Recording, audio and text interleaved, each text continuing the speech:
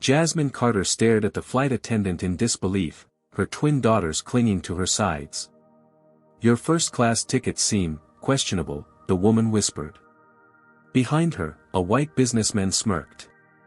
Nobody recognized the CEO of Skyward Technologies who just closed a $100 million deal. Before I continue this shocking story, where are you watching from today? If you believe discrimination has no place in our society, hit that like button right now and subscribe to hear more powerful stories of resilience and justice.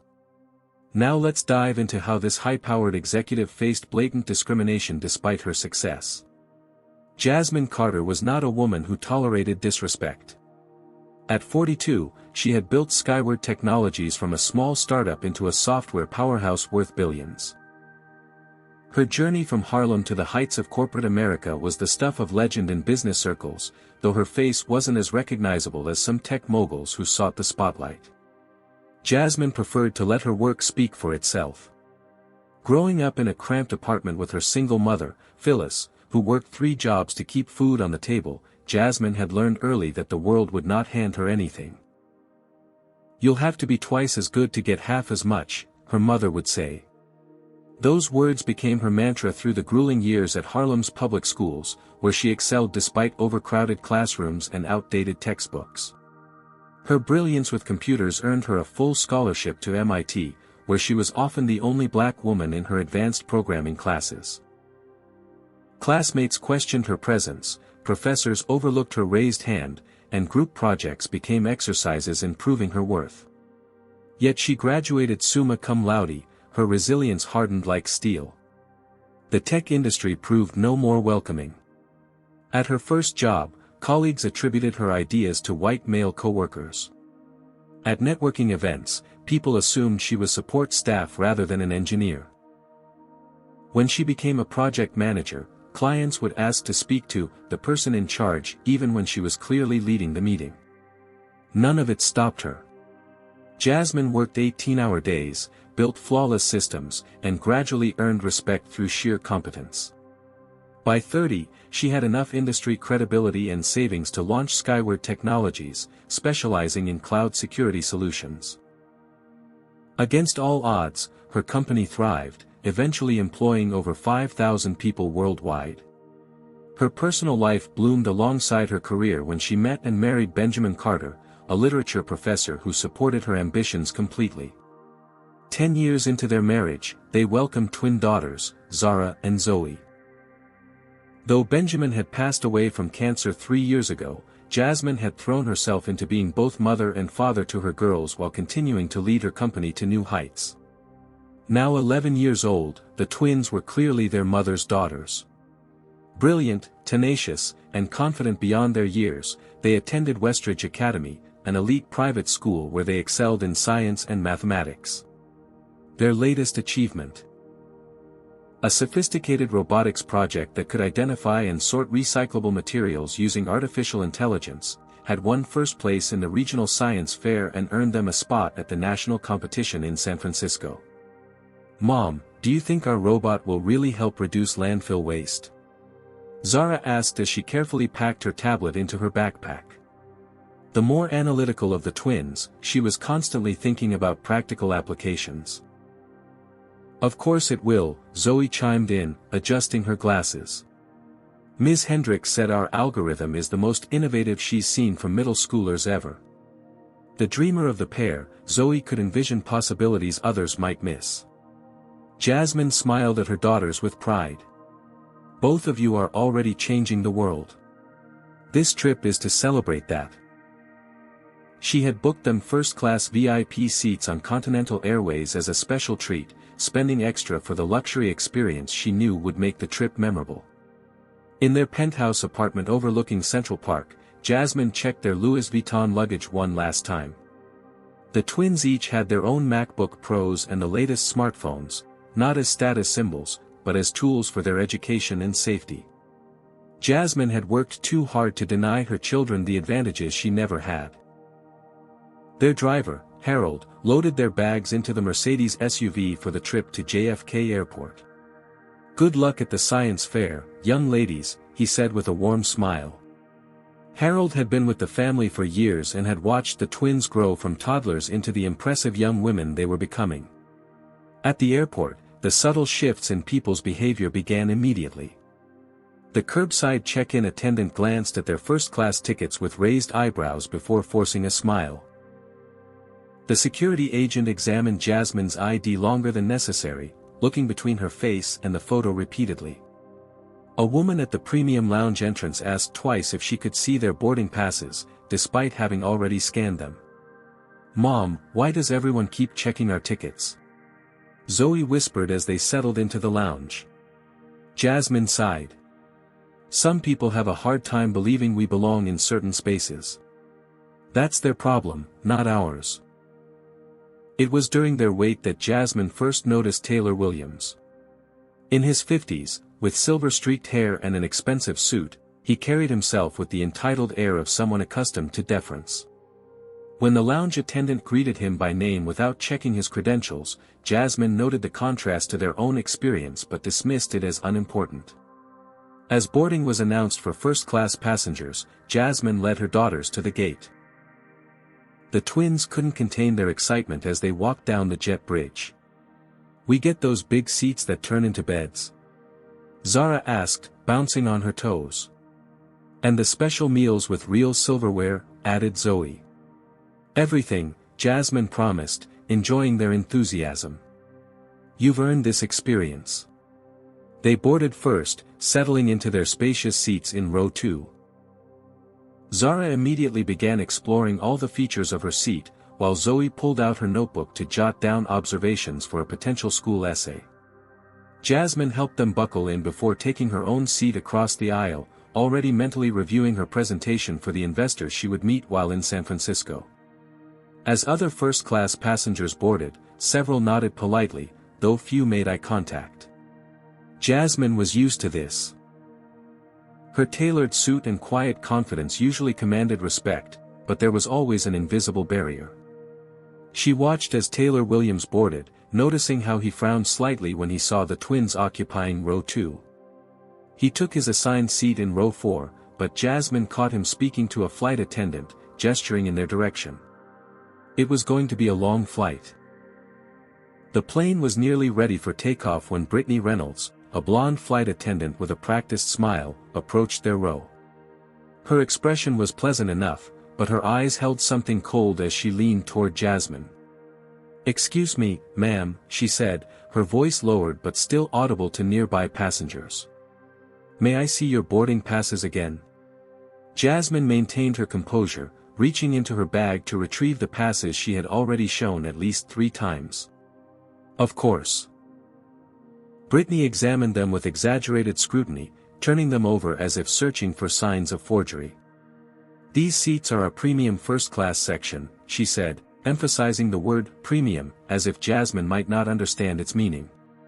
"Yes, I'm aware," Jasmine replied evenly. "That's why I purchased them." The flight attendant's smile tightened. "It's just that these particular seats are usually reserved for our frequent executive travelers." "Are you sure you wouldn't be more comfortable elsewhere?" Zara and Zoe exchanged glances, their earlier excitement dimming.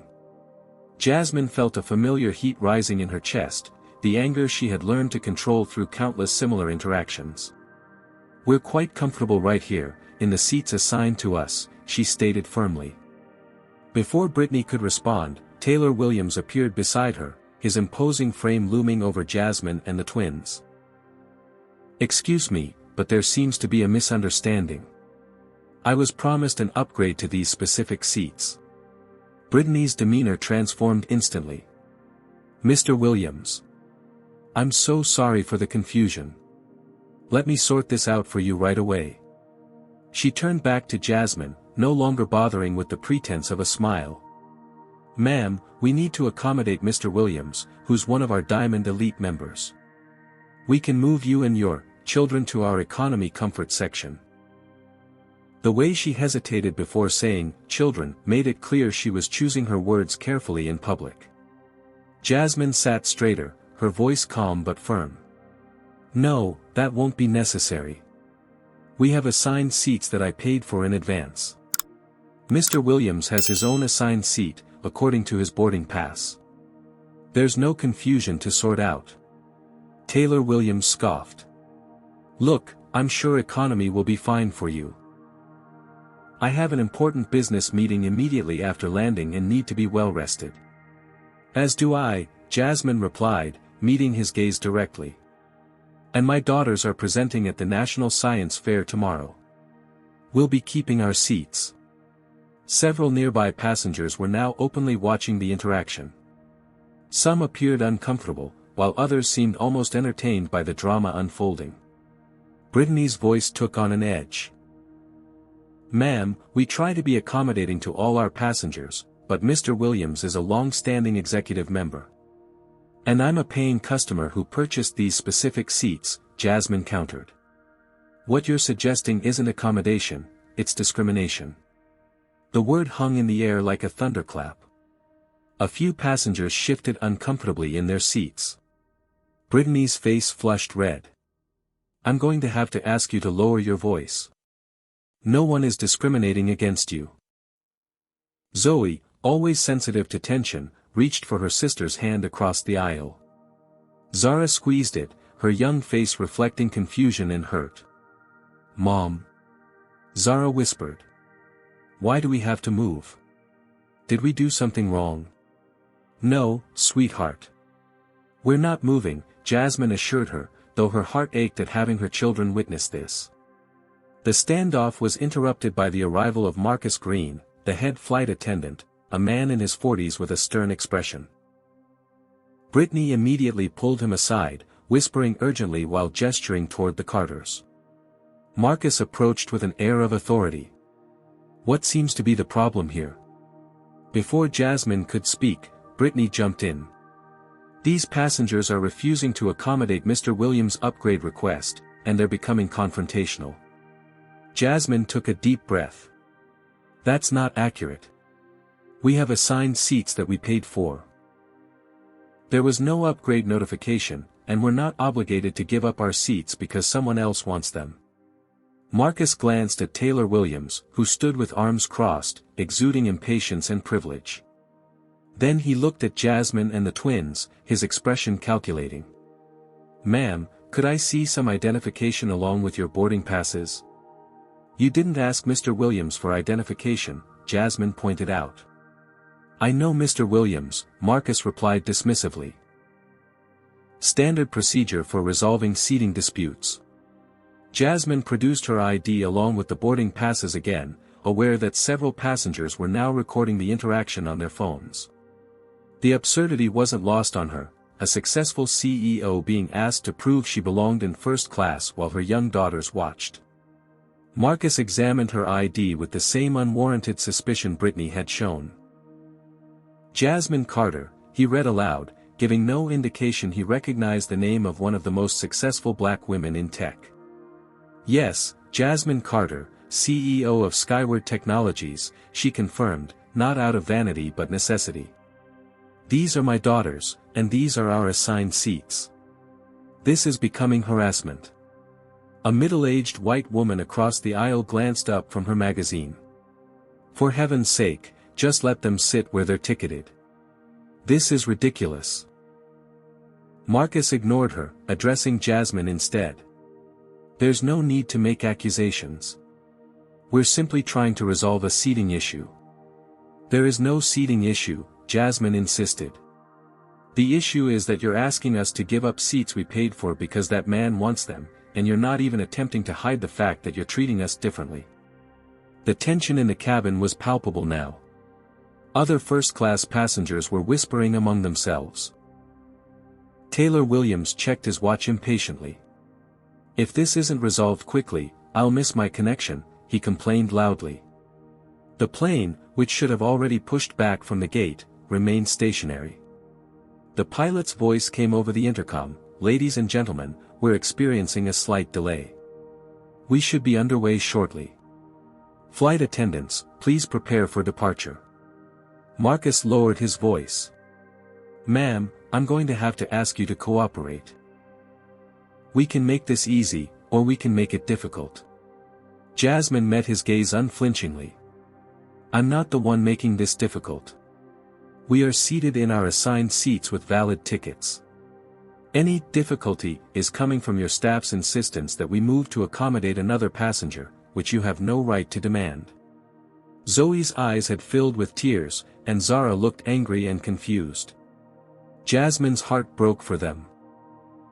This was supposed to be a special trip, a celebration of their achievement, not another lesson in how the world would sometimes treat them unfairly because of their skin color. The standoff continued, with Marcus now suggesting that, for the comfort of everyone involved, the Carters might prefer to take another flight altogether. The implied threat was clear: cooperate or be removed. It was a defining moment, one that would alter the course of not just their trip, but their understanding of justice itself. This is your final opportunity to cooperate before I'm forced to take further action, Marcus stated, his voice low but threatening. The other passengers in first class had fallen silent, the atmosphere thick with tension. Jasmine felt a storm of emotions: rage at the injustice, fear for how this would affect her daughters, and calculation about the best way to protect them while standing her ground. Years of navigating corporate boardrooms as the only black woman present had taught her to control her reactions, to never give antagonists the satisfaction of seeing her lose composure. What further action would that be? She asked calmly. Removing a family from a flight because they refused to give up seats they legally purchased? How do you think that will look, especially with so many passengers recording this interaction? She nodded toward the multiple phones raised around them. Marcus's expression flickered with uncertainty before hardening again. Ma'am, you're disrupting the boarding process. If you continue being difficult, I'll have no choice but to have you escorted off for interfering with flight crew instructions. Mom. Zoe's voice trembled. Are they going to make us leave the plane? Her small hand clutched her sister's, both girls looking frightened now. The injustice of the situation burned in Jasmine's chest. This trip was meant to celebrate her daughter's brilliance, not teach them that no matter how much they achieved, some would still see their skin color first and their humanity second. It's going to be all right, she assured them, though she wasn't certain it would be. From 3 rows back, a voice cut through the tension. This is absolutely ridiculous. They have their assigned seats. Leave them alone. The speaker was Vanessa Pearson, a stylishly dressed white woman in her 60s. She stood up, addressing Marcus directly. I've been flying first class for 30 years, and I've never seen such blatant harassment of legitimate passengers. It's embarrassing to watch. Marcus seemed taken aback by this unexpected alliance. Ma'am, please return to your seat. This doesn't concern you. It concerns everyone when you're delaying an entire flight to bully a mother and her children, Vanessa retorted. Several other passengers murmured in agreement. Taylor Williams scoffed loudly. Some of us have important business waiting in San Francisco. Either move them or let's get going. This is a waste of my time. The confrontation was interrupted by the arrival of Richard Doyle, the airline's gate manager, who had been summoned to the aircraft. In his 50s with a receding hairline and an air of bureaucratic authority, he surveyed the scene with visible annoyance. What's the situation here? He demanded. Brittany rushed to explain, presenting a distorted version where Jasmine was being uncooperative and causing a disturbance. Richard barely glanced at Jasmine as Brittany spoke, his mind seemingly made up before hearing all sides. Ma'am, he addressed Jasmine curtly, Continental Airways has the right to reassign seating as necessary for operational purposes. I'm going to have to insist that you comply with the flight crew's instructions. What operational purpose requires moving my family from our assigned seats? Jasmine challenged. The only reason being given is that Mr. Williams wants our specific seats, which is not an operational necessity. Richard's expression soured. The decisions of our flight crew are final. If you continue to refuse their instructions, we'll have no choice but to remove you from this flight. While maintaining her outward composure, Jasmine discreetly sent a text to Elaine Washington, Skyward's general counsel, being discriminated against on Continental Flight 1382 at JFK. threatened with removal for refusing to give up paid first-class seats to white passenger. Daughters with me. May need legal intervention.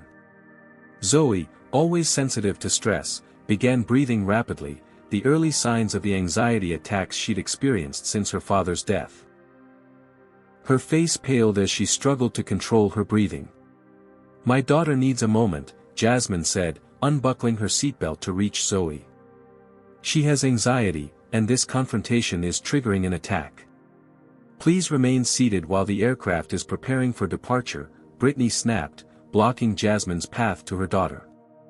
My child is in distress, Jasmine insisted, her calm facade cracking slightly. Move aside. From the rear of the plane, raised voices could be heard as passengers in economy became aware of the situation. Let her help her kid, someone shouted. This is straight-up racism, called another. Richard Doyle looked increasingly uncomfortable as the situation spiraled beyond a simple seating dispute. He signaled to someone at the front of the aircraft, and moments later, 2 airport security officers boarded. What's happening now, Mom? Zara asked, her young voice steady but fearful. Are they going to arrest us? No, sweetheart, Jasmine assured her, though her own heart raced. They're just trying to intimidate us. Remember what we've talked about, sometimes people in authority abuse their power, but that doesn't make them right. The security officers approached, their expressions impassive. We need all parties involved in this dispute to deplane for further discussion, one announced. What do you think about how this situation is escalating? Comment number 1 if you believe Jasmine should stand her ground, or number 2 if you think she should prioritize her daughter's immediate well-being and leave peacefully. Don't forget to like and subscribe to see how this intense confrontation continues to unfold. Have you ever witnessed discrimination that suddenly spiraled out of control? Let me know in the comments below. Now, what decision will Jasmine make as she faces this impossible choice? Jasmine looked at Zoe, whose breathing had become increasingly labored, then at Zara, whose eyes shimmered with unshed tears of anger and confusion. As a mother, her first instinct was to protect her children from further trauma. As a black woman who had fought for every inch of respect in her life, the thought of surrendering to such blatant discrimination made her physically ill. We'll deplane, she finally said, her voice steady despite the storm inside her. But I want everyone's names and badge numbers. This isn't over. Relief washed over the faces of the flight crew, while Taylor Williams didn't bother hiding his smug smile. The security officers stepped back, giving the family space to gather their belongings. I'm sorry, Mom, Zoe whispered as Jasmine helped her stand. I didn't mean to have an attack. Don't apologize, sweetheart, Jasmine murmured, pulling her daughter close. None of this is your fault. As they collected their carry-ons, Jasmine made a point of noting each staff member's name tag, Brittany Reynolds, Marcus Green, Richard Doyle. She took photos of their badges with her phone, ignoring their uncomfortable expressions. This is so unfair, Zara said, loud enough for nearby passengers to hear. We didn't do anything wrong. Why are they making us leave? Jasmine had no comforting answer that wouldn't be a lie. The truth. That some people would always see their family as less deserving of respect because of their skin color, was a harsh lesson she'd hoped to shield her daughters from a little longer. Taylor Williams was already settling into one of their vacated seats, arranging his briefcase and laptop as if he'd won a small victory. The entitlement in his posture spoke volumes about how he viewed the world and his place in it. The family made their way slowly toward the exit, the eyes of first-class passengers following them. Some looked away in embarrassment, others in silent support, and a few with the satisfaction of seeing order restored to their privileged space. They had almost reached the aircraft door when a voice called out from the middle of the first-class cabin. Wait a minute. Aren't you Jasmine Carter? The Jasmine Carter from Skyward Technologies? Jasmine turned to see a young Asian man in a tailored suit standing from his seat, recognition dawning on his face. I just read about you in Forbes, he continued, his voice carrying throughout the cabin. You closed that $100 million security contract with the government last week. Your facial recognition software is revolutionary. A ripple of murmurs spread through the first-class cabin as passengers began pulling out phones, searching her name. Jasmine could see the moment recognition hit them. Articles about her recent business triumph had indeed been featured in major publications, though she rarely allowed her photo to be used. Richard Doyle's face drained of color as he frantically tapped on his tablet, presumably confirming what was now being whispered throughout the plane. Brittany and Marcus exchanged panicked glances. "Oh my God," a passenger exclaimed loudly. "They're kicking the CEO of Skyward Technologies off the flight to give her seat to some random white guy." The dynamic shifted instantly. Vanessa Pearson stood again, her expression thunderous. "This is absolutely outrageous. I witnessed this entire interaction, and it was nothing but discrimination from the start." Other passengers began voicing their agreement, many still recording with their phones. The videos would undoubtedly hit social media within minutes. Richard Doyle approached Jasmine, his demeanor completely transformed. "Ms. Carter, I sincerely apologize for this misunderstanding. Of course you and your daughters should return to your seats immediately." "It wasn't a misunderstanding," Jasmine replied coolly. "It was discrimination, plain and simple. And it happened in front of my children." As if on cue, a distinguished-looking man in an expensive suit hurried down the aisle.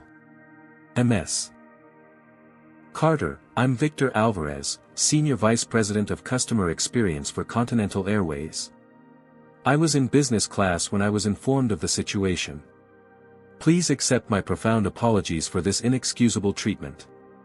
The contrast between how she was being addressed now versus minutes ago was stark. Jasmine felt a familiar weariness, the knowledge that her humanity was recognized only after her status was established. "Mr. Alvarez, my daughters and I were humiliated and threatened with removal from this flight despite having legitimate tickets for our assigned seats," she stated. "Your staff was perfectly willing to discriminate against us until someone recognized my name. That's not a problem that can be solved with an apology." Victor Alvarez nodded gravely. "You're absolutely right, and I assure you this will be addressed at the highest levels of our organization. For now, please allow us to escort you back to your seats and ensure you have a comfortable journey." Taylor Williams, who had been watching this reversal with increasing alarm, suddenly found himself the center of unwelcome attention. "Sir, I'll need you to return to your assigned seat," Victor said firmly. "This is ridiculous," Taylor blustered. "I was promised an upgrade, sir," Victor cut him off. "Return to your assigned seat immediately, or you will be removed from this flight." Red-faced, Taylor gathered his things and skulked back to his original seat, avoiding eye contact with everyone. As Jasmine and her daughters were escorted back to their rightful seats, the other passengers in first class offered silent nods of support or whispered apologies for not speaking up sooner. Brittany and Marcus had disappeared, presumably reassigned to other duties for the remainder of the flight. "Mom," Zara whispered as they settled back in, "everyone's treating us differently now that they know you're important." Jasmine stroked her daughter's cheek. "And that's the problem, sweetheart. We were always important, whether they recognized it or not." The plane finally pushed back from the gate, nearly 45 minutes behind schedule. The incident was far from over, but at least they were on their way to San Francisco, where the twins would still have their moment to shine at the science fair. What no one yet realized was how much this seemingly routine act of discrimination would soon rock an entire industry and spark a national conversation about race, privilege, and accountability. The remainder of the flight proceeded in an atmosphere of artificial pleasantness. The replacement flight attendants were almost comically attentive, offering the Carter family extra pillows, premium headphones, and multiple beverage services before the plane had even reached cruising altitude. Victor Alvarez personally checked on them several times, his smile strained with corporate damage control. Despite the staff's efforts, Jasmine could feel the weight of eyes on her family throughout the journey. Some passengers whispered behind magazines or pretended to be absorbed in their screens while stealing glances. Others made a point of smiling or nodding in solidarity. A few sent their business cards down the aisle with flight attendants, eager to network with the CEO whose name they hadn't recognized an hour earlier. Once the seatbelt sign turned off, Jasmine moved to sit beside her daughters, both girls sharing a seat designed for one. They huddled together, a family fortress against the scrutiny around them. "Are you feeling better?" Jasmine asked Zoe, whose color had returned but whose eyes still held the shadowed look that followed her anxiety attacks. Zoe nodded. "I'm okay now. I just couldn't breathe when everyone was yelling." "They were wrong to treat us that way," Zara stated firmly, her young face set with determination. "We didn't do anything wrong." "No, we didn't," Jasmine agreed, squeezing both their hands. "And that's the conversation we need to have." She took a deep breath, knowing this moment would shape how her daughters understood the world. As a mother, she had always tried to balance protecting them from harsh realities while preparing them to navigate those same realities. "What happened today happens to black people every day, in different ways," she explained gently. "Some people will look at our skin and make assumptions about whether we belong in certain spaces. They'll question our right to be there, even when we've earned it just like anyone else." "But that's not fair," Zara protested. "It's just skin." "It's not fair," Jasmine agreed. "And it's not about our skin, it's about their prejudice. Remember how everyone's attitude changed when they realized who I was?" Both girls nodded. "That's because they suddenly saw value in us that they hadn't before. But our value as human beings doesn't change based on my job title or our bank account. We were worthy of respect from the moment we boarded, just like every other passenger." Zoe's forehead wrinkled in thought. "So if you weren't famous, they would have just kicked us off the plane?" The question pierced Jasmine's heart. "Possibly. And that's why people with privilege and power need to speak up when they see injustice, like Ms. Pearson did, even before they knew who we were." From across the aisle, Taylor Williams cleared his throat loudly. He had been sulking in his original seat since the confrontation, but now he leaned toward them. "For what it's worth, this had nothing to do with race," he said defensively. "I'm a Diamond Elite member, and I was promised an upgrade. It's about status, not color." Jasmine fixed him with a level gaze. "Mr. Williams, did you see them question any other passenger's right to be in first class? Did they ask anyone else to give up their assigned seats for you?" "That's different," he insisted. "I fly this route every month. They know me. And you think that entitles you to take seats that other people paid for?" Jasmine challenged. "Would you have targeted the elderly white couple in row 1? Or was it just the black family that seemed like an easy target?" Taylor's face flushed. "You people always make everything about race. It's exhausting." "You people." Jasmine repeated, her voice dangerously quiet. Several nearby passengers inhaled sharply. Realizing his mistake, Taylor backpedaled. "I meant passengers who complain. Everyone wants to be a victim these days. My daughters and I aren't victims, Mr. Williams. We're witnesses. And there's a significant difference." Jasmine turned away from him, ending the conversation. Throughout the flight, Jasmine alternated between comforting her daughters and drafting a detailed account of the incident on her tablet. She noted every interaction, every word spoken, every staff member involved. Years of documenting microaggressions and outright discrimination in corporate America had made her meticulous about preserving evidence. Meanwhile, the videos had already hit social media. Jasmine's phone buzzed repeatedly with notifications as her senior staff at Skyward Technologies alerted her to the growing online reaction. Hashtags like #FlyingWhileBlack and #SkywardCEO were trending. The airline's social media accounts were being flooded with angry comments from the public. By the time they began their descent into San Francisco, Continental Airways' corporate communications team had issued a bland statement. Continental Airways is aware of an incident involving seating arrangements on Flight 1382. We take allegations of discrimination seriously and are investigating the matter. We are committed to treating all passengers with respect and dignity. The twins tried to refocus on their presentation for tomorrow's science fair, reviewing notes and discussing last-minute adjustments to their recycling robot. Jasmine marveled at their resilience. A quality they would need in a world that wouldn't always recognize their brilliance at first glance. As they prepared for landing, Vanessa Pearson stopped by their row. "I want to apologize for not speaking up sooner," she said. "I saw what was happening from the beginning, and I should have said something immediately."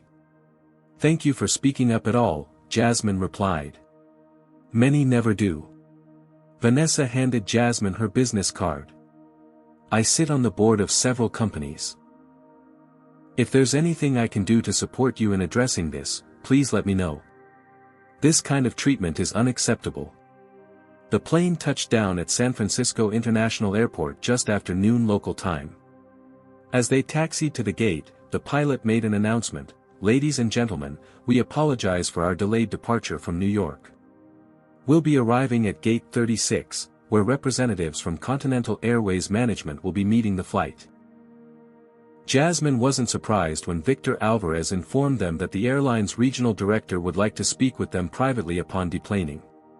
She was, however, surprised to see several journalists with cameras waiting in the terminal as they exited the jet bridge. "Ms. Carter, can you comment on the alleged discrimination you faced on today's flight? Were you asked to give up your seats because you're black? How do your daughters feel about what happened?" Victor attempted to shield them from the press. "Ms. Carter and her family have had a long journey. This is not the appropriate time or place." "It's all right," Jasmine interrupted, standing tall beside her daughters. "The appropriate time to discuss discrimination is always now. The appropriate place is everywhere it occurs." As cameras flashed and microphones extended toward them, Jasmine knew that what had begun as a celebratory trip had transformed into something much larger. A teachable moment not just for her daughters, but potentially for an entire industry that too often overlooked the dignity of passengers of color. The twins stood on either side of her, their young shoulders straight, their expressions solemn but unafraid. In that moment, Jasmine felt a fierce pride cutting through her anger and fatigue. Whatever came next, they would face it together, with the same resilience that had carried their family for generations.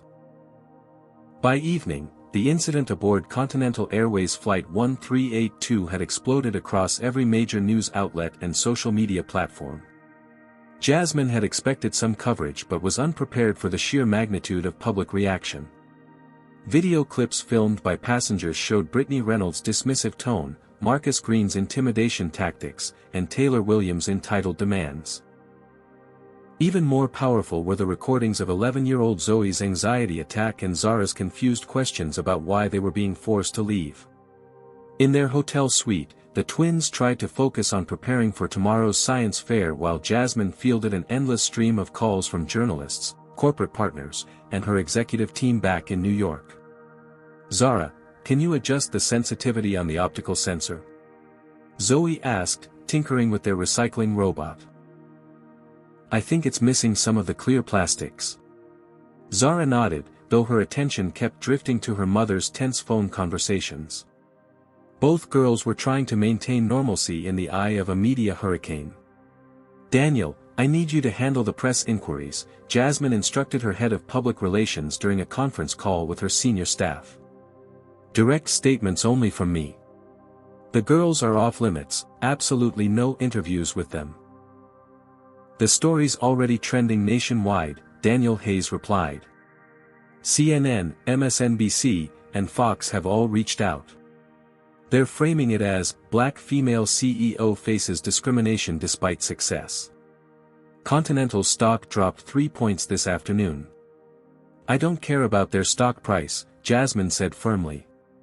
"This isn't about corporate warfare. It's about basic human dignity and accountability." After ending the call, Jasmine checked social media briefly, then wished she hadn't. While many comments expressed outrage and support, others questioned her account or suggested she had overreacted. Some even claimed she had orchestrated the incident for publicity. The familiar pattern of victim blaming was exhausting to witness. Continental Airways had issued an updated statement that afternoon. We are deeply concerned about the incident on Flight 1382 and have launched a full investigation. The employees involved have been placed on administrative leave pending review. Continental Airways has zero tolerance for discrimination of any kind. Too little, too late, Jasmine muttered, closing the browser. A gentle knock on the door interrupted her thoughts. Room service had arrived with dinner, which the twins fell upon hungrily despite the day's stress. Jasmine picked at her food, her appetite diminished by the mixture of anger and responsibility weighing on her. Her phone rang again, Gregory Bennett, the CEO of Continental Airways, calling personally. Jasmine stepped onto the balcony to take the call. Ms. Carter, I want to express my sincere apologies for the inexcusable treatment you and your daughters experienced today, Bennett began, his voice carefully modulated. I assure you that what happened doesn't reflect Continental's values or policies. With all due respect, Mr. Bennett, when multiple employees, from flight attendants to management, engage in the same discriminatory behavior, it absolutely reflects your company's culture, Jasmine replied. This wasn't one rogue employee. This was systemic. We're taking this extremely seriously, Bennett insisted. The staff members involved have been suspended, and we're prepared to offer compensation for your distress. I'm not interested in hush money, Jasmine cut in. What happened to us happens to black travelers every day, but most don't have the platform or resources to fight back. That's the real issue that needs addressing. The conversation ended with vague promises of further discussion and meaningful changes. Jasmine returned to the room unconvinced of Bennett's sincerity. Meanwhile, Taylor Williams had been identified on social media through the viral videos. His company, Westbrook Financial Services, was facing mounting pressure to respond to their executives' behavior. By evening, they had issued a statement. We are aware of the incident involving our chief marketing officer and are reviewing the matter internally. Westbrook Financial is committed to diversity and inclusion in all areas. As Jasmine helped the twins prepare for bed, CNN was running a special segment titled, Flying While Black, Discrimination in the Friendly Skies. The reporter was highlighting similar incidents from recent years, placing the Continental Airways confrontation within a broader pattern of bias in the travel industry. Mom, are we famous now? Zara asked as Jasmine tucked her in. Not the way we'd want to be, Jasmine answered honestly. But sometimes life puts you in positions where you have to stand up for what's right, even when it's difficult. I'm scared about tomorrow, Zoe admitted quietly. What if people at the science fair are only interested in what happened on the plane instead of our project? Jasmine sat on the edge of the bed, stroking her daughter's hair. Your brilliant minds and hard work deserve all the attention. If anyone tries to change the subject, just remind them why you're there, because you're young scientists with important ideas to share. After the girls fell asleep, Jasmine stayed up reviewing emails that had flooded in throughout the day. One in particular caught her attention, from Patricia Morrison, a prominent civil rights attorney who specialized in discrimination cases. Ms. Carter, the email read, while your experience today was deeply troubling, it presents an opportunity to demand real accountability from an industry with a long history of mistreating passengers of color. I've represented numerous clients in similar situations and would be honored to discuss how we might use this moment to create lasting change. This isn't just about one flight or one family, it's about breaking patterns that have persisted for too long. As she considered the attorney's words, Jasmine reflected on her own journey. Throughout her career, she had faced countless moments where she had to decide whether to accept discrimination quietly or challenge it openly. Each time she chose to fight, it came with costs, emotional energy, time, relationships, sometimes even opportunities. But each stand had also cleared a path, not just for herself but for others who would follow. Now her daughters were watching, learning how to navigate a world that wouldn't always welcome them despite their gifts. The example she set today would shape how they responded to injustice tomorrow. Have you ever found yourself at a crossroads where you had to decide whether to accept unfair treatment or stand up against it? Comment number 1 if you believe speaking out is always worth it, or number 2 if you think sometimes it's better to pick your battles. Like and subscribe if you want to see how Jasmine navigates this difficult situation. What would you do if your children were watching you face discrimination? Let me know in the comments below as we continue with Jasmine's powerful journey for justice. The morning of the National Science Fair dawned with unexpected complications. Jasmine's phone rang at 6:15 a.m., Gregory Bennett again, this time with a different tone. "Ms. Carter, I've consulted with our legal team, and they've advised me that public statements about ongoing investigations could be problematic. We hope you'll consider this before making any further comments to the press." The implied threat wasn't subtle. Jasmine's response was measured but firm. "Mr. Bennett, are you suggesting that I shouldn't speak truthfully about my family's experience? Because that sounds remarkably like intimidation." "Not at all," Bennett backpedaled. "We're simply concerned about mischaracterizations before our internal review is complete." There were dozens of witnesses and multiple videos, Jasmine reminded him. "I'm not concerned about mischaracterizations." After ending the call, Jasmine helped the twins prepare for their big day. They wore matching navy blazers over crisp white shirts, their science fair badges already hanging around their necks. Despite their excitement about presenting their project, both girls seemed subdued, the previous day's event still weighing on them. "Will there be reporters at the science fair?" Zoe asked anxiously as they rode in a taxi toward the convention center. "Probably," Jasmine answered honestly. "But remember, you don't have to talk to them. Your focus today is your project and nothing else." The convention center was bustling with young scientists from across the country, their exhibits filling the massive hall with colorful displays and innovative ideas. Under normal circumstances, the twins would have been bouncing with excitement, eager to explore other projects and meet fellow young inventors. Instead, they stayed close to Jasmine, eyes darting nervously whenever someone looked their way for too long. They had just finished setting up their recycling robot at their assigned booth when Jasmine noticed a commotion near the entrance. Several reporters had indeed found their way into the science fair, cameras and microphones at the ready. "Ms. Carter, can we get a statement about yesterday's incident? Girls, how does it feel to experience discrimination at such a young age?" Before Jasmine could intervene, the science fair coordinator, Dr. Eleanor Jenkins, stepped in. "This is an educational event for students," she said firmly. "Media without proper credentials need to remain outside. These young scientists deserve to be recognized for their work, not treated as subjects for unrelated news stories." Jasmine shot Dr. Jenkins a grateful look as security escorted the reporters out. "Thank you for protecting the environment for all the students." "Of course," Dr. Jenkins replied. "Though I must admit, your daughter's project was already generating buzz before yesterday's events.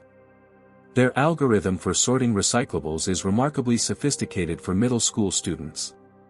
Pride momentarily displaced Jasmine's stress. "They've worked incredibly hard." As the judging began, the twins gradually relaxed into their element, explaining their project with growing confidence to each evaluator who stopped by their booth. Jasmine stood back, allowing them their moment to shine on their own merits. Her phone vibrated with a news alert. Brittany Reynolds, the flight attendant from yesterday's incident, had given an interview to a morning show, defending her actions and denying any racial motivation. "I was simply following company protocol for our elite passengers," Brittany claimed in the clip. Ms. Carter became confrontational when asked to cooperate with a routine seating adjustment. It had nothing to do with race. The blatant revision of events made Jasmine's blood boil, but she forced herself to put the phone away. Today was about her daughters, not Continental Airways' attempt at damage control. By mid-afternoon, judges had completed their rounds, and students were free to explore other exhibits while awaiting the final results.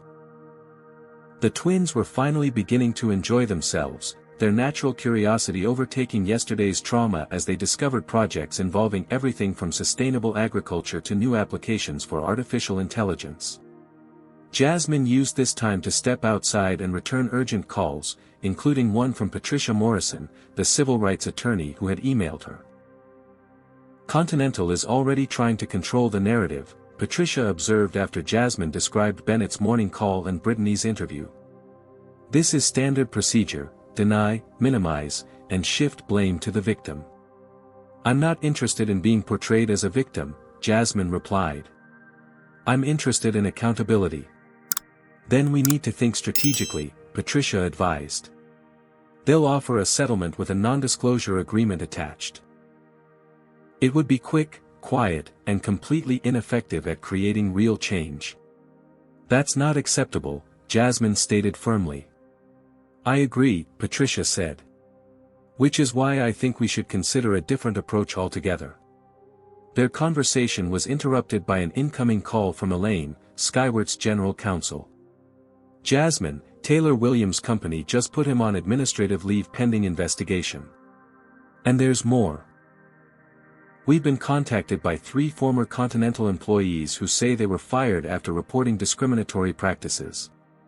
They're willing to go on record.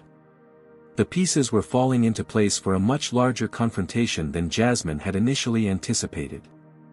This wasn't just about one incident on one flight, it was about a pattern that affected countless travelers and employees. When she returned to the convention hall, Jasmine found a small crowd gathered around the twins' booth. For a moment, she feared the media had returned, but as she drew closer, she realized it was other students and parents, genuinely interested in the recycling robot that was efficiently sorting materials into appropriate bins. Zara spotted her first. Mom! We're getting so much feedback. A girl from Seattle suggested a modification to our code that might make it even more accurate with plastics. Zoe's eyes shone with excitement. And a judge told us we're definitely in contention for the top prize in the environmental category. For the first time since boarding yesterday's flight, the twins looked completely like themselves again, bright, engaged, passionate about their ideas. It reinforced Jasmine's determination to fight not just for justice in this specific instance, but for a world where her daughters could move through every space focused on their gifts rather than defending their right to exist there. The awards ceremony began at 5 o'clock. Jasmine sat with other parents in the audience, recording on her phone as the announcements began. When Environmental Innovation, first place, was announced with Zara and Zoe Carter, Westridge Academy, following, she leapt to her feet, applauding wildly as her daughters made their way to the stage. Their acceptance speech was brief but powerful, thanking their teachers, their late father who had first sparked their interest in environmental science, and their mother, who shows us every day how to stand up for what's right, no matter what. The celebration dinner afterward at the twins' favorite restaurant should have been purely joyful, but midway through their meal, Jasmine received another call. This time from a Continental Airways board member, suggesting a private meeting the following morning.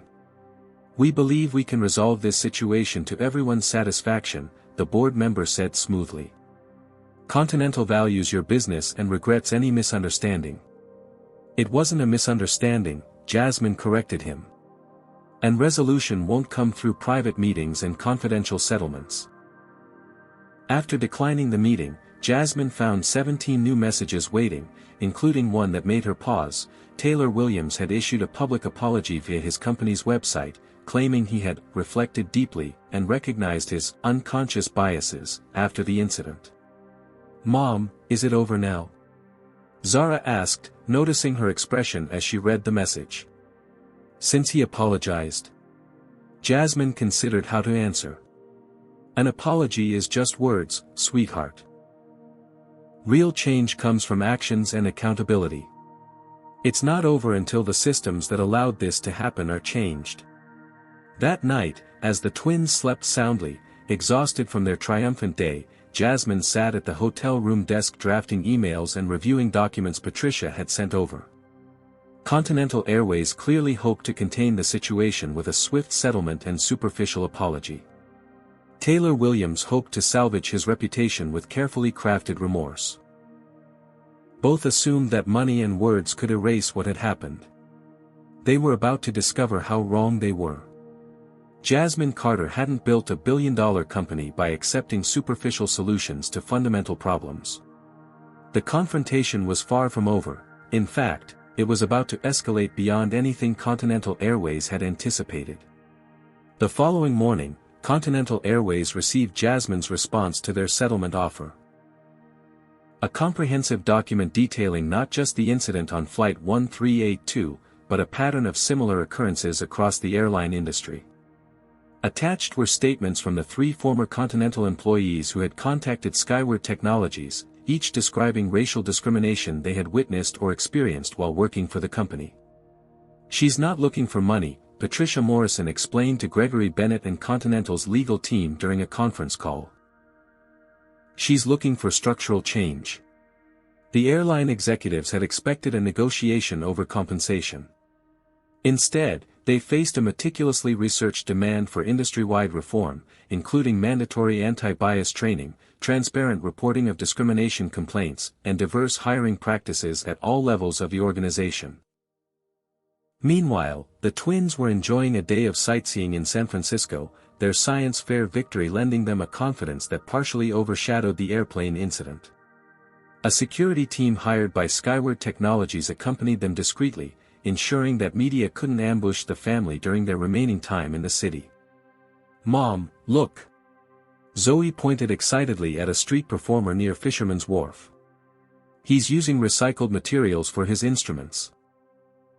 Jasmine smiled, grateful for these moments of normalcy amid the storm. Her phone buzzed with a text from Daniel Hayes, her PR director. Williams' company issued another statement. "He's been suspended without pay pending further investigation." Taylor Williams was discovering that his position and privilege couldn't shield him from accountability in an age where discriminatory behavior could be captured and shared instantly. His carefully constructed professional image was crumbling as former colleagues and employees came forward with stories of similar behavior in the past. Later that afternoon, Jasmine met with Vanessa Pearson, the white passenger who had spoken up during the flight. Over coffee at a quiet cafe, Vanessa shared her perspective. "I've flown first class for decades, and I've seen this pattern repeatedly," she explained. Black passengers questioned about their tickets, asked to move for white passengers' convenience, treated with suspicion by default. "I've been silent too many times, thinking it wasn't my place to intervene." "Why did you speak up this time?" Jasmine asked. Vanessa considered the question. "Honestly? Watching your daughter's faces. Children shouldn't have to witness that kind of treatment. It was like watching the light dim in their eyes, and I couldn't bear it." "Thank you for your courage," Jasmine said sincerely. "Having allies willing to use their privilege to challenge injustice makes a difference." "I'd like to do more," Vanessa offered. "I sit on several corporate boards, including one major hotel chain.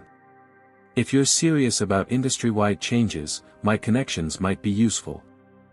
By evening, Jasmine had assembled a coalition of unlikely allies. Vanessa with her corporate connections, Patricia with her legal expertise, the former Continental employees with their insider knowledge, and several civil rights organizations that had reached out offering support. Together, they began mapping out a strategy that went beyond addressing a single incident to challenging systemic practices. The twins returned to their hotel room bubbling with stories from their day exploring the city, their first-place medals from the science fair proudly displayed around their necks. They found their mother surrounded by laptops and documents, deep in strategic planning. "Are you still fighting the airline, Mom?" Zara asked, flopping onto the sofa beside her. "I am," Jasmine confirmed. "But not just for us. For everyone who's been treated unfairly but didn't have the resources or platform to fight back." Zoe settled on Jasmine's other side. "Like when you started the scholarship program for girls in tech." Jasmine nodded, touched that her daughter remembered. After achieving success with Skyward, Jasmine had established a foundation providing financial support and mentorship to girls from underrepresented groups pursuing careers in technology. It was one of her proudest accomplishments, separate from her business success. Exactly like that. Sometimes when you have power or resources, you have a responsibility to use them to help create a more just world. That evening, Continental Airways Board of Directors held an emergency meeting. The company's stock had dropped 7 points since the incident, and boycott calls were spreading across social media. More damaging were the emerging stories from other black passengers who had experienced similar treatment, suggesting a pattern rather than an isolated incident. "She's not backing down," Gregory Bennett informed the board grimly. "And she has the resources and determination to make this extremely costly for us, both financially and reputationally." While Continental's executives debated their next move, Jasmine received another unexpected ally. A data analyst from Continental had anonymously sent her internal complaint statistics showing that passengers of color were 6 times more likely to be questioned about their seating or removed from flights than white passengers with similar status. "This is exactly what we needed," Patricia said when Jasmine forwarded the information. "Hard data to back up what we've been saying." The next morning, as they prepared to return to New York, Jasmine received a call from Continental's board chair, Elizabeth Harrington, bypassing CEO Gregory Bennett entirely. "Ms. Carter, I wonder if we might start fresh," Harrington began. "I've reviewed the materials you sent, including the internal data that, frankly, our own CEO should have disclosed to the board immediately. We're prepared to discuss substantive changes, beyond the superficial measures initially proposed." "I'm listening," Jasmine replied cautiously. "We'd like to form a task force focused on equity and customer experience, with independent oversight and regular public reporting of outcomes. We'd be honored if you would consider leading this effort." The offer was unexpected. Jasmine had been prepared for continued resistance, not collaboration. "Why the change of approach?" "Because you're right," Harrington admitted. "And because continuing to deny the obvious is not only morally wrong but bad business. Our customers and shareholders deserve better." As their flight back to New York took off that afternoon, on a different airline, Jasmine watched her daughters reading beside her, their science fair project carefully packed in the cargo hold below. The past few days had transformed what should have been simply a proud moment in their young lives into a crash course in racism, resistance, and the complex ways power operated in American society. She thought about Harrington's offer. Leading Continental's equity task force would require time and energy she wasn't sure she wanted to give the company that had humiliated her family. On the other hand, it represented a rare opportunity to create systemic change from within an industry that affected millions of travelers. The twins had fallen asleep, their heads resting against each other in the way they had since infancy. Looking at them, Jasmine knew her decision would be guided by a simple question: what would create the world she wanted them to inherit? By the time their plane landed at JFK, she had formulated her response. Not just to Continental Airways, but to all those watching how this story would end. It wasn't about punishment or vindication, but about transformation. The strategy was clear now, and tomorrow would be the day to set it in motion. 1 week after the incident on Flight 1382, Jasmine Carter stood at a podium in Skyward Technologies' Manhattan headquarters, cameras from every major news network broadcasting her words live across the nation. Beside her stood Zara and Zoe, Patricia Morrison, Vanessa Pearson, and representatives from 3 civil rights organizations. "What happened to my family last week was not unique or exceptional," Jasmine began, her voice steady and clear. "Every day, Black travelers and other people of color face similar treatment, questioned, displaced, humiliated, and sometimes removed from flights without cause. The difference in our case was that I had the resources and platform to ensure it didn't go unnoticed or unaddressed." She outlined the statistics the whistleblower had provided, showing the disproportionate scrutiny and mistreatment of passengers of color across Continental Airways operations. "Today, I'm announcing that I will not be pursuing financial damages against Continental Airways," she continued, causing visible surprise among the assembled reporters. "Instead, I've agreed to chair an independent equity and air travel commission that will work with Continental and, we hope, other airlines to implement measurable, transparent reforms. The Commission would have unprecedented access to internal data, the authority to recommend policy changes, and regular public reporting requirements. Continental Airways had agreed to fund the Commission while guaranteeing its independence. Additionally, Continental has committed to comprehensive anti-bias training for all customer-facing staff, revision of their passenger displacement policies to prevent discriminatory application, and the creation of a diverse executive advisory board to guide corporate culture changes. She paused, looking directly into the cameras. Money cannot repair the dignity stripped from passengers who are humiliated because of their race. Only structural change can prevent such incidents in the future. That's why I've chosen this path forward. Elizabeth Harrington, Continental's board chair, then approached the podium. We at Continental Airways acknowledge that what happened to the Carter family represents a failure not just of individual employees, but of our systems and culture. The changes announced today are just the beginning of our commitment to ensuring all passengers are treated with equal respect and dignity. She then made an announcement that sent shock waves through the industry. Effective immediately, Gregory Bennett has stepped down as CEO of Continental Airways. Our board is conducting a search for new leadership committed to the values of equity and inclusion at all levels of our organization. The press conference continued with the revelation that Brittany Reynolds, Marcus Green, and Richard Doyle had all been terminated following the company's investigation. Taylor Williams had also been fired from Westbrook Financial Services after their internal review confirmed a pattern of discriminatory behavior that extended beyond the airplane incident. When the formal announcements concluded, a reporter asked Jasmine how her daughters were coping with the aftermath of such a public ordeal. Jasmine glanced at the twins, silently asking permission before answering. Both girls nodded. "They've shown extraordinary resilience," Jasmine replied. "But more importantly, they've learned valuable lessons about standing up for justice, even when it would be easier to remain silent. I'll let them speak for themselves if they wish." Zara stepped forward first. "What happened on the plane was scary and unfair," she said, her young voice steady. "But my mom taught us that when something is wrong, you don't just accept it. You work to change it." Zoe added, "We won our science fair with a project about using technology to protect the environment. Now we're thinking about how technology might help fight discrimination too."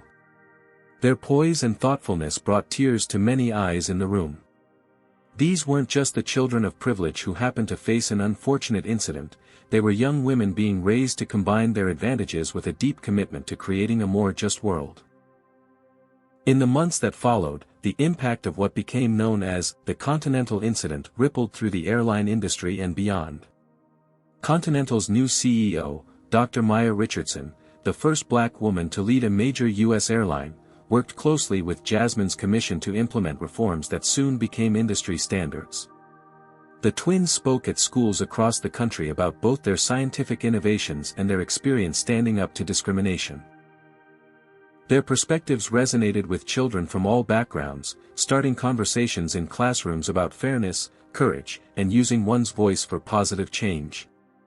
Jasmine established the Skyward Foundation, dedicated to supporting entrepreneurs from underrepresented groups in the technology sector. The foundation's first initiative provided seed funding for startups developing solutions to bias in automated systems, including airline booking and customer service platforms. 6 months after the incident, the Carter family boarded another Continental Airways flight, this time to visit colleges Jasmine was considering for a new Skyward Technologies office. The difference in their experience was palpable from the moment they entered the airport. The check-in agent greeted them warmly without a second glance at their first-class tickets. Security was professional and efficient. Boarding proceeded without incident, and the flight crew welcomed them aboard with the same courtesy extended to all passengers.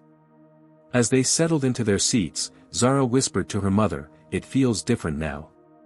Jasmine nodded. "This is how it always should have been."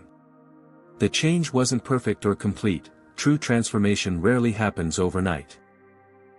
But it was a meaningful start, one that would potentially improve the travel experience for countless passengers who would never know the names Jasmine, Zara, or Zoe Carter, but who would benefit from their willingness to stand firm in the face of injustice. As their plane soared above the clouds, Jasmine thought about her mother's words that had guided her through decades of breaking barriers: "You'll have to be twice as good to get half as much." The world was slowly changing, though not quickly enough. Perhaps her daughters would live to see a time when excellence alone would be sufficient, regardless of the color of their skin. Until then, she would continue using her voice, her resources, and her influence to challenge the systems that perpetuated inequality. Not just for her children, but for all those who deserve to move through the world with dignity and respect. This powerful story reminds us that discrimination occurs not just in obvious ways, but in everyday spaces where power and privilege operate invisibly. Jasmine's experience shows that even success, wealth, and status cannot fully shield people of color from racism. Yet the resolution teaches us something vital: meaningful change requires more than individual consequences or financial settlements. True transformation demands systemic approaches that address root causes. When Jasmine chose structural reform over personal compensation, she recognized that justice isn't just about punishing wrongdoers, it's about creating systems that prevent future harm. Her decision to lead the Equity Commission represents the difference between treating symptoms and curing the disease. The twins' journey illustrates how children learn to navigate injustice. Rather than shielding them completely, Jasmine balanced protection with preparation, helping them understand discrimination while maintaining their dignity and confidence. Most importantly, she showed them how to transform painful experiences into positive change. Perhaps the most powerful lesson comes from Vanessa Pearson, whose intervention reminds us that addressing racism isn't solely the responsibility of those who experience it. Allies who use their privilege to challenge discrimination can be powerful catalysts for justice. What situations have you witnessed where someone faced discrimination? Would you have the courage to speak up like Vanessa did? Comment below with your experiences or thoughts on how we can all become better allies in the fight against racism. If this story moved you, please hit that like button and subscribe for more powerful racism stories that illuminate the ongoing struggle for equality. Share this video with someone who needs to hear this message about standing up against injustice. Thank you for joining me on this journey of reflection and growth. Remember, creating a more just world begins with recognizing inequality when we see it and having the courage to take action, no matter how small. Until next time, keep standing up for what's right.